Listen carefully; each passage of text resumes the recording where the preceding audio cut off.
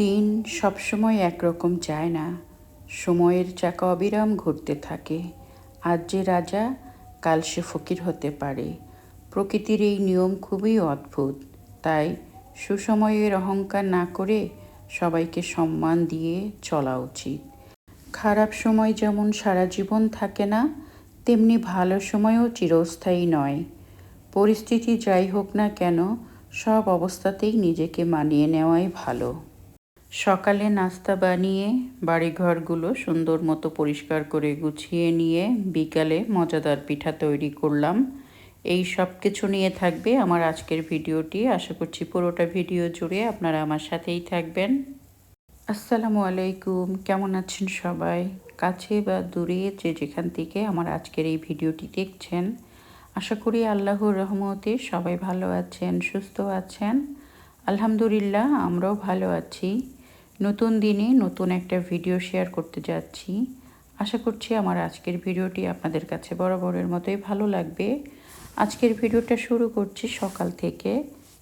আর video শুরুতেই একটা অনুরোধ রইল, যে সকল আপুরা আমার ভিডিওগুলো পছন্দ করে দেখেন, ভিডিও শুরুতেই একটা লাইক দিয়ে ভিডিওটা কন্টিনিউ করবেন।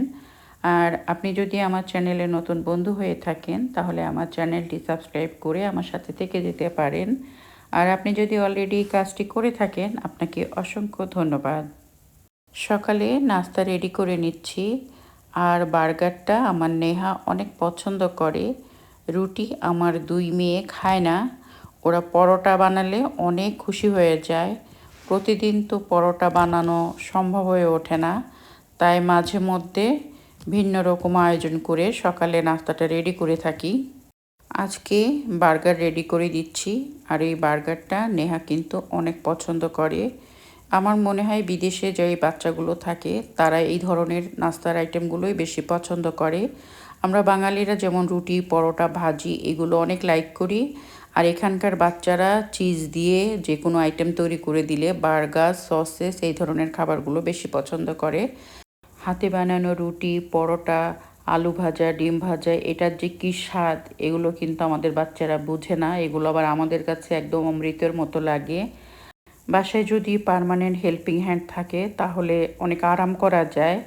আর বিদেশের বাড়িতে সমস্ত কাজ আমাদের একা সামলাতে হয়, যার কারণে মাঝে মধ্যে আমরা খুবই অলসতা করে রুটি, পরোটা এগুলো তৈরি করি না, রেডিমেডটাই কিনে নিয়ে এসে খাই। এখানে কাজের মেয়ে পাওয়া যায়, কিন্তু বিভিন্ন রকম বাজে কাজের সাথে অনেকেই যুক্ত থাকে। তাই ভয় লাগে বাসায় ঢোকাতে। নিজের কাজ নিজে করব, যত কষ্টই হোক, তাও মানসিক একটা শান্তি পাবো। বিশেষ করে এই দেশে যে সমস্ত মেয়েরা বা মহিলারা কাজ করতে আসে, ওরা অনেক ডেঞ্জারাস হয়ে থাকে। ওরা বিভিন্ন ফাঁদে বিভিন্ন সময় ফেলে বাড়ির মালিকদেরকে, যার কারণে এখানে বেশিরভাগই কিন্তু মেয়েদেরকে কেউ কাজে রাখতে চায় না। আমার বাসায় যেমন হেল্পিং হ্যান্ড একজন আছে, ছেলে, তাকে দিয়ে সপ্তাহে আমি 2 দিন কাজ করাই। এরকম অনেকেই আছে ছেলে মানুষ রাখে, মেয়েদেরকে রাখতে অনেক ভয় পায়। অনেক সময় দেখা যায় বিশ্বাস করে যাদেরকে বাড়িতে নিয়ে আসি, পরে তারাই সংসারের ক্ষতির কারণ হয়ে দাঁড়ায়। এই ভয়ে এখানে আমরা আর কি কোনো মানে হেল্পিং হ্যান্ড মেয়ে মানুষ রাখি না। 1 দিন 2 দিন যাই কাজ করে না কেন, ছেলে হলেই সবার জন্য সুবিধা। কাজ করবে, চলে যাবে। আর সেটা অবশ্যই প্রত্যেকেই আমরা চেষ্টা করি, যেই দিন আমাদের হাজব্যান্ডদের অফ ডে থাকে সেই দিনে এসে কাজ করে, বা বাচ্চারা বাসায় থাকে ওই দিন এসে ওরা কাজ করে দিয়ে চলে যায়। আমাদের এই দুবাই শহরে অনেক বাঙালি পরিবার আছে এই ধরনের মেয়েদেরকে বাসায় কাজ করতে নিয়ে এসে অনেক কষ্ট সাফার করছে। এমনকি পুলিশ কেস পর্যন্ত হয়ে যায়। তারপরে ঘর সংসার এলোমেলো করে ফেলে দেয় ওরা। ওদেরকে দেখলেই আসলে ভয় লাগে। নিজের সংসারের কাজ নিজে করব, এতে কোনো লজ্জা নেই। নিজের কাজ নিজে করা অনেক শান্তি।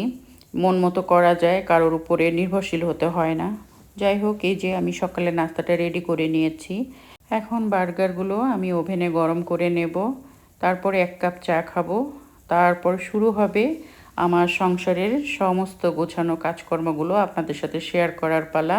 সারাদিন ধরে আমি কি কাজগুলো করি সেগুলোই আজকের ব্লগে শেয়ার করব।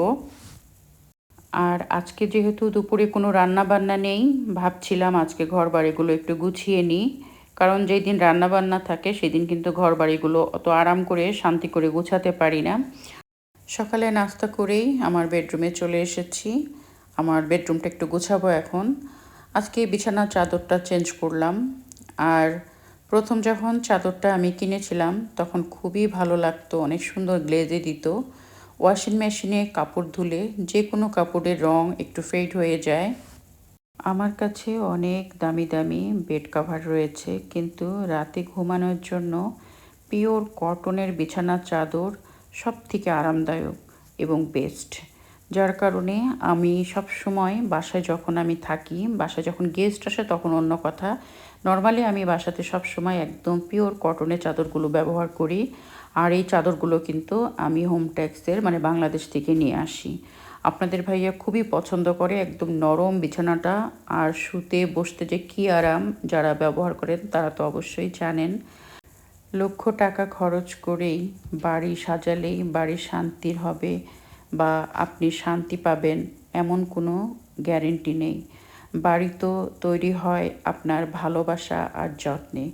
যদি নিজেদের বাড়িটাকে সব সময় পরিষ্কার পরিচ্ছন্ন রাখেন আর যেটা আছে সেটাই সুন্দর করে সাজিয়ে রাখেন, তাহলে বাড়িতে যেই আসুক না কেন বাড়িতে ঢুকেই শান্তি অনুভব করতে পারবে।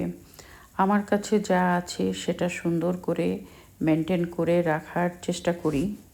আমি সব সময় আমার ঘরটাকে পরিষ্কার আর একটু অর্গানাইজ করে রাখতে চেষ্টা করি। আর সব কিছু মেনটেন করতে গেলে অবশ্যই একটু পরিশ্রম হয়, কিন্তু দিন শেষে যখন দেখি সবাই প্রশংসা করে আর নিজের কাছেও অনেক ভালো লাগে, তখন কি যে একটা শান্তি পায় বলে বোঝানো যাবে না। তাই প্রতিদিন দামি দামি জিনিস না কিনে নিজের যা আছে তাই যত্ন করে সাজিয়ে গুছিয়ে রাখলে দেখতে ভালো লাগে। আমার বাসায় আহামরি কিছু নেই, তারপরও আমি একটু গুছিয়ে রাখি।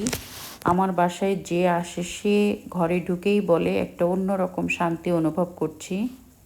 আর আমরা মেয়েরা তো ঘর সাজাতে অনেক বেশি ভালোবাসি, তাই না? প্রতিটা মেয়ের প্রথম আর শেষ চাওয়া হলো নিজের একটা সংসার। নিজের সংসারের চেয়ে শান্তির জায়গা কিন্তু এই পৃথিবীতে আর একটিও নেই।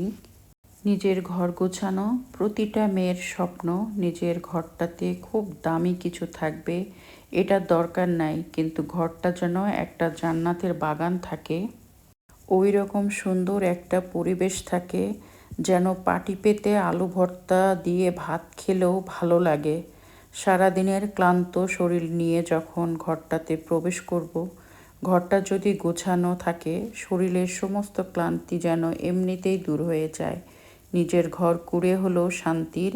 আলহামদুলিল্লাহ, ঘর ভালো তো মনও ভালো। রান্না ছাড়াও কিন্তু একটা ঘরে আরও অনেক কাজ থাকে যেটা কিনা চোখে দেখা যায় না। আর আমার পক্ষে যতটুকু করা সম্ভব হয় ততটুকু করার চেষ্টা করি। যত যাই করি ঘরের কাজ থেকে কিন্তু রেহাই নাই। অল্প করি আর বেশি করি, কাজ তো করতেই হবে।